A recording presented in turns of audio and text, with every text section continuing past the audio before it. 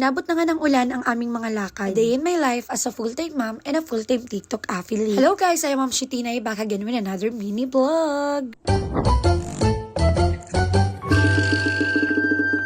Birthday ngayon ng partner ko, kaso nga lang may trabaho siya kaya hindi kami makapag-celebrate. Sa napakadaming mabuting ginawa nito sa akin, hindi ko alam kung saan ako babawi. Naisip ko na dito na lang kami mag-celebrate para naman makapag-relax siya. Napaka-workaholic ng taong ito at hindi mo talaga yun mapapa-absent. Kaya naman nagpasama ako dito sa pinsan ko dito sa isang sikat na hotel dito sa Naga City. Nagpabook nga ako dito ng room para dito kayo makapag-celebrate kahit papano ay makapag-relax din siya. Dahil deserve na deserve naman ng taong ito ang magpahinga. Plano ko sana mismo ngayong birthday niya kami dito mag-check-in, kaso nga lang na fully book kaya kinaumagahan na lang kami makakapag-check-in dito. Pero okay nga lang para mas lalong ma-appreciate niya kasi may work pa naman siya ngayon. After namin magpabook, papunta naman kami sa SM sa mga oras na yan. Bumalik kasi ako dito sa EO para patingnan itong salamin ko. Every time kasi nasusuotin ko itong salamin nito ay nakakaramdam ako ng hilo. Kaya naman tiningnan ni Doc kung ano ba ang problema dito sa salamin ko. Kaya pala ako nakakaramdam ng hilo dahil hindi akma yung salamin ko at medyo maluwag siya. After naman matingnan ni Doc ay medyo naging okay na nga yung paningin ko sa salamin na to. Pero kapag nagkaroon ako ng oras ay papacheck ko pa din talaga itong mata ko sa specialista talaga ng mata. After ko nga sa EO, pumunta kami dito sa Graceland kasi plano ko nga ay isa-surprise ko yung asawa ko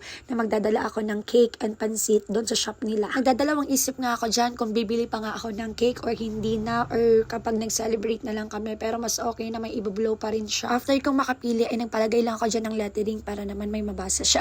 Naglagay nga ako dyan ng happy birthday daddy tapos nilagyan ko ng from teen. Hindi mahilig sa mga gantong bagay itong partner ko sa mga surprise pero alam ko deserve niya to kaya ginagawa ko to para sa kanya. Nag-retouch lang ako dyan ng konti dahil haggard na nga ako dahil naglakad kami naglakad at tingnan nyo naman ang dami kong breakouts ngayon. Papunta na nga kami sa shop nila sa mga oras na yan dahil ihahatid ko nga ito sa shop nila. Inabot na kami ng ulan sa mga oras na yan kaya nagmamadali na talaga ako. Hapon na din kasi sa mga oras na yan at sakto merienda na nila. Hindi ko na nga siya pinalabas dyan dahil madami nga silang client. After naming magatid ng foods nila doon sa shop nila, pumunta naman kami ni Kat dito sa Graceland para kami naman yung kumain dahil gutom na kami. Pagkatapos naman namin nito kumain, pumunta ulit kami ng SM dahil may nakalimutan kami. Tinatapos ko na nga ang mga gagawin ko ngayong araw dahil napakadami pang nag-aantay na gawain sa akin. Hihinaan ko lang yung boses ko dahil nasa kabilang kwarto siya so baka marinig niya na nagbo-voice over ako. Nung nakaraan kasi napagpunta namin ng SM, gustong gusto niya itong helmet na nandito kaya naman ito ang pinuntahan ko. Kaso nga lang hindi ko alam kung ano yung pipiliin ko kaya tinawagan ko pa rin siya sa mga oras na yan. Humingi lang ako sa kanya ng idea and kung ano talaga yung gusto niya. Pero sabi ko sa kanya ay hindi available yung gusto niya kaya hindi ako bumili. Pero ang hindi niya alam ay kinuha ko na yung gusto niyang helmet at pinatago ko lang dun sa pinsan ko. And eto na nga yung helmet na napili niya and eto na din yung binili ko. Alam kong magugustuhan niya to kaya super excited ako. Medyo pricey lang dahil kulang-kulang 5,000